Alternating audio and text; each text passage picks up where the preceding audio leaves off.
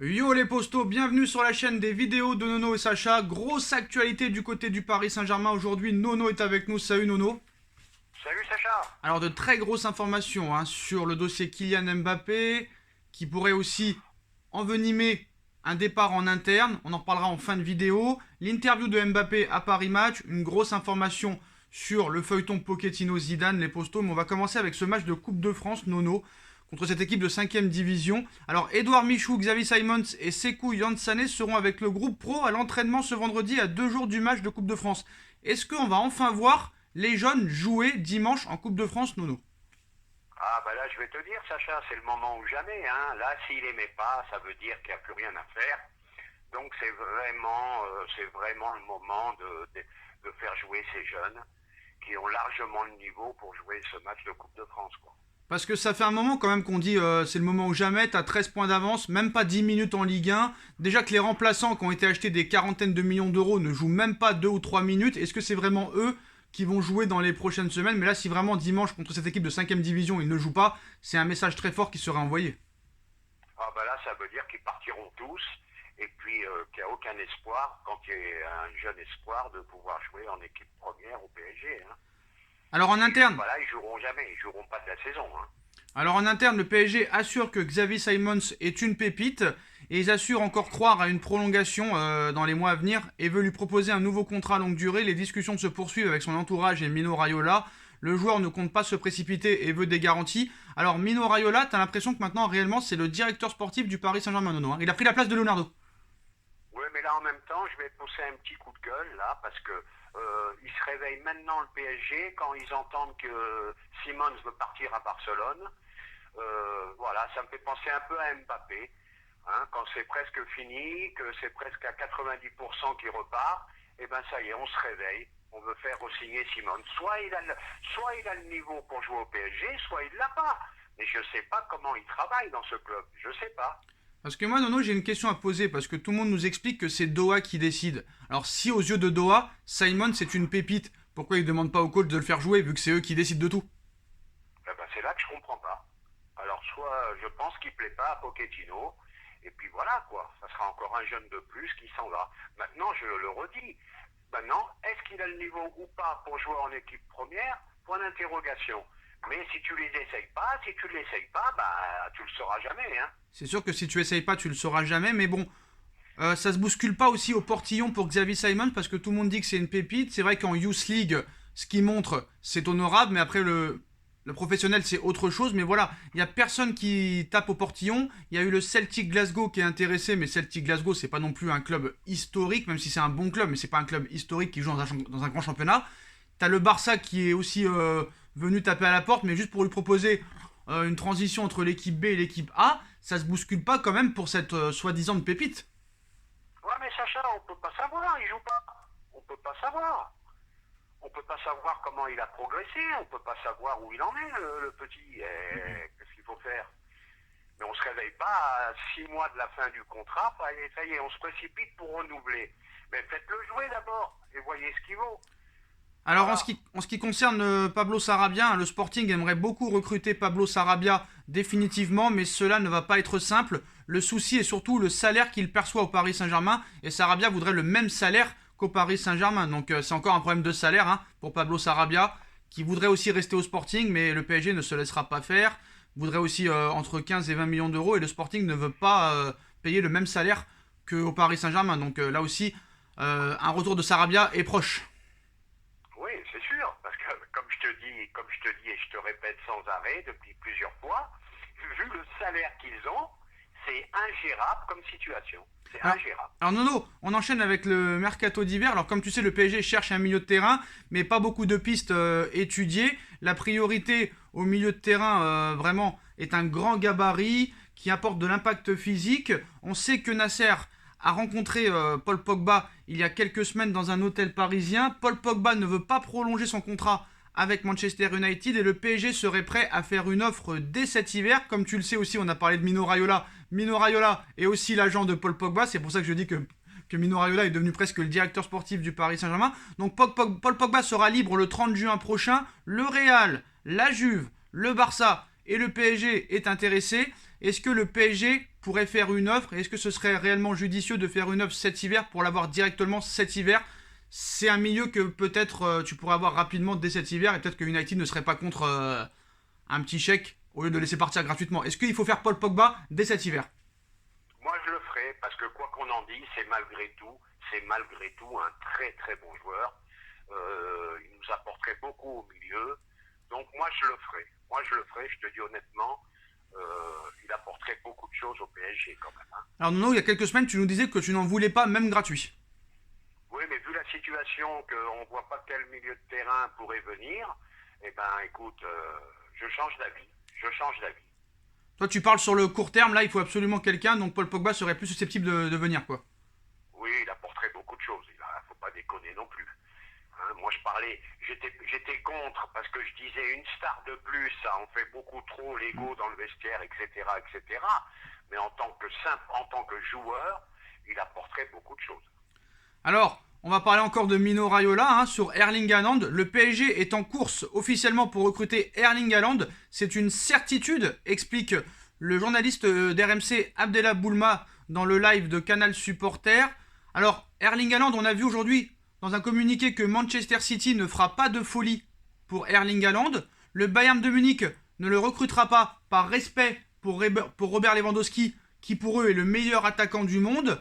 Le Barça est intéressé, mais rien nous dit que le Barça pourra le recruter vu les grosses difficultés financières. Et en plus de ça, rien nous dit que le Barça sera en Ligue des Champions l'été prochain. Donc il ne reste plus que 2 clubs, PSG, Real Madrid.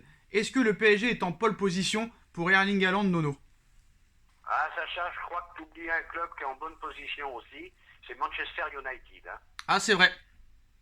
Je crois que tu oublies un club et Manchester, je pense que ça va être peut-être sa priorité en espérant qu'il vienne au PSG. Hein, surtout que Manchester United maintenant est entraîné par Ralf Rangnick et c'est lui qui l'a découvert au Red Bull Salzbourg et c'est lui qui avait fait le transfert un peu au Borussia Dortmund. Donc ça peut laisser penser... voilà. C'est pour ça que je te dis, je pense que Manchester United est en avance sur le dossier.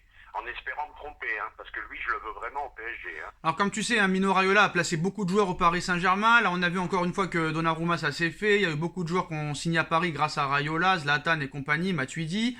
Là, on voit qu'encore tous les pistes du PSG pour cet été ou cet hiver, c'est des joueurs de Mino Raiola. Est-ce que d'avoir Mino Raiola dans ta poche peut être réellement un argument pour faire venir Erling Haaland? Ça peut être un avantage. Ils ont fait beaucoup d'affaires avec lui, ça peut être un avantage. Mais je vois quand même un avantage à Manchester United.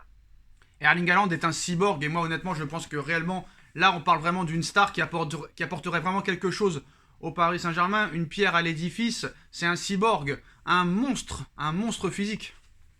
Ah mais là je suis d'accord avec toi, c'est vraiment le joueur qu'il nous faut. Mais là je te dis, ça se jouera entre le PSG et Manchester United.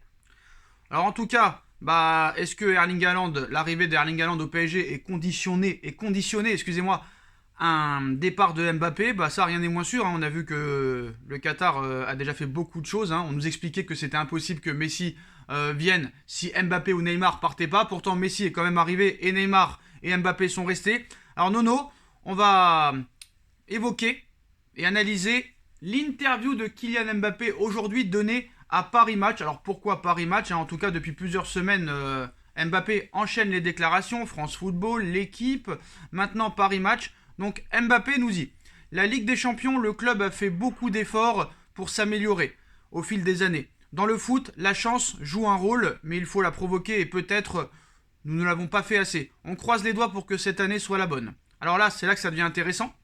Il peut y avoir de la place pour l'inattendu. Se faire plaisir, créer la surprise, c'est aussi la beauté du sport. Il peut arriver des choses qui changent dans vos plans. Il est impossible de prédire ce que je ferai dans les prochains mois ou les prochaines années. C'est l'expérience de vie qui compte, plus que brasser de l'argent, même si c'est important parce qu'on a des familles à mettre à l'abri. J'ai soif avant tout de découvertes, de voyages, de rencontres avec des joueurs différents, des cultures différentes.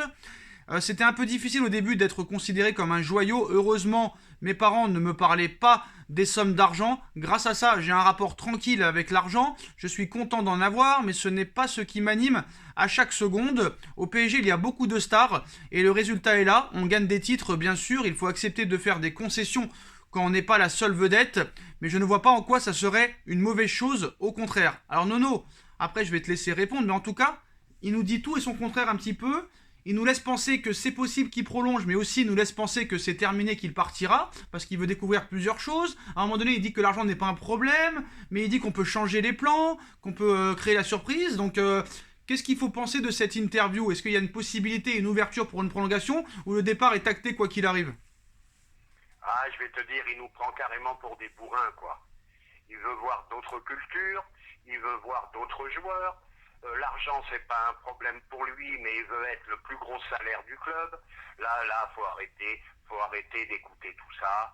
C'est un jour le contraire de ce qui se dit le jour d'avant. Là, c'est vraiment, on nous prend pour des bourrins. Alors On Nono, nous prend pour des bourrins. Nono, quand il dit il peut y avoir la place pour l'inattendu, se faire plaisir, créer la surprise, c'est aussi la beauté du sport, il peut y arriver des choses qui changent dans vos plans. Et il est impossible de prédire ce que je vais faire dans les prochains mois ou les prochaines années.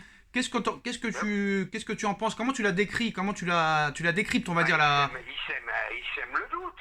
D'un côté, ça veut dire peut-être que je peux rester au PSG. De l'autre côté, je veux voir autre chose. Donc, il sème le doute. Mais pour moi, Nono, pour moi, il ira au Real Madrid.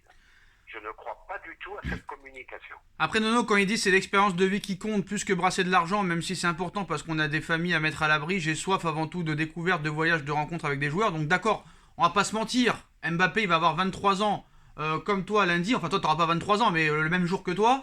Il a 23 ans, il n'a pas non plus 33 ans, donc c'est sûr qu'un jour Mbappé partira quoi qu'il en soit du Paris Saint-Germain. Prolongation ou pas prolongation, quoi qu'il en soit il partira. Moi, je pense quand même qu'il y a une minime chance pour qu'il signe un contrat courte durée, vraiment courte durée jusqu'en 2024, c'est possible. Après, vraiment, à 90%, c'est sûr qu'il partira. Mais je pense qu'il y a quand même, s'il dit ça, c'est qu'il y a quand même un espoir. Et peut-être qu'il lance un appel en disant donne-moi ça, et je reste. Qu'est-ce que t'en penses? Ah, je vais te contrarier, Sacha, je vais te contrarier. Pour moi, il restera pas. D'accord. Voilà. Et quand il dit... Il restera pas. Parce que je te dis, c'est trop de la communication qui noie le poisson, quoi. Ça veut dire, je pourrais rester, je peux partir, mais pour moi, il est au Real dans sa tête déjà. Il finira la saison, il va essayer de faire le maxi, mais pour moi, il est au Real. Alors Nono, chacun son avis, hein. Nono, quand il disait il y a quelques mois qu'il voulait vraiment être la lumière d'un projet, tout ça et tout, et que là maintenant il nous explique qu'avoir plusieurs vedettes dans une équipe c'est pas un problème, on sait plus quoi penser. Il est un petit peu hypocrite dans ses propos quand tu regardes les propos d'il y a quelques mois, les propos de maintenant. C'est ce que je te dis, il noie le poisson. Voilà. Il n'y a pas autre chose à dire. Parce que faut qu'il sache aussi Mbappé que quoi qu'il en soit, quand tu veux jouer dans des grands clubs, tu vas jouer avec des stars quoi qu'il en soit, donc au PSG ou au Real. Après c'est sûr que peut-être tu veux découvrir autre chose et tout ça, mais quoi qu'il en soit, si tu veux gagner des Ligues des Champions, des Coupes du Monde, tu seras toujours entouré de stars, hein, donc faut que tu t'adaptes avec ça. Hein. Oui, mais il veut être le numéro 1, d'accord, mais à côté de ça, je te dis, cette communication me déplaît énormément. Il laisse un petit espoir aux supporters qui va rester. Et je le dis et je le maintiens, je suis prêt à faire des paris, il ne restera pas. Alors Nono, on nous explique aussi que si jamais Nasser Al-Khelaifi échouait dans ce dossier de Mbappé pour le prolonger, le Qatar met une pression énorme apparemment sur Nasser, et si Nasser venait à ne pas réussir à prolonger Mbappé, Nasser pourrait quitter le Paris Saint-Germain l'année d'après, quoi, la saison d'après, cet été. Est-ce que ce serait une bonne solution? Ça serait une bonne chose. Pourquoi? C'est une bonne chose parce qu'avec le chéquier du prince, tout le monde peut acheter et malheureusement personne ne sait vendre. Mais à côté de ça, Nasser a fait beaucoup d'erreurs, manque d'autorité. C'était le bureau des pleurs des joueurs. Donc il a beaucoup mis de bâtons dans les roues par rapport aux entraîneurs.